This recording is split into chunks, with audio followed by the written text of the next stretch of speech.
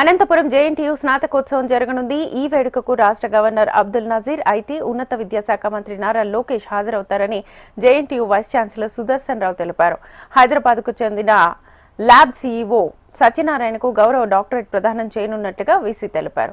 2023-24కు సంబంధించిన 40,109 మంది విద్యార్థులకు డిగ్రీ పట్టాలు, 41 మంది విద్యార్థులకు గోల్డ్ మెడల్స్ అందించనున్నట్లుగా వీసీ సుదర్శన్ రావు వివరించారు.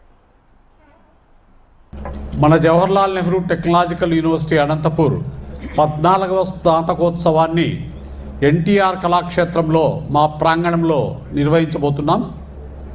దానికి మన రాష్ట్ర గవర్నర్ శ్రీ జస్టిస్ అబ్దుల్ నజీర్ గారు, మన కులపతి, మన యూనివర్సిటీ కులపతి హోదాలో ఈ కాన్వకేషన్ను నిర్వర్తించబోతున్నారు. అలాగే మన గౌరవనీయులు హెచ్ఆర్డి మంత్రివర్యులు శ్రీ నారా లోకేష్ గారు ఈ కార్యక్రమానికి ముఖ్య అతిథిగా హాజరు కాబోతున్నారు. ఈ కాన్వకేషన్లో మనము Laurus labs CEO founder Satyanarayana Chhaava గారికి ఆనరరీ డాక్టరేట్ ప్రదానం చేయబోతున్నాం.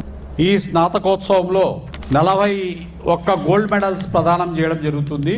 26 మంది విద్యార్థులు గోల్డ్ మెడల్స్ను సొంతం చేసుకుంటారు.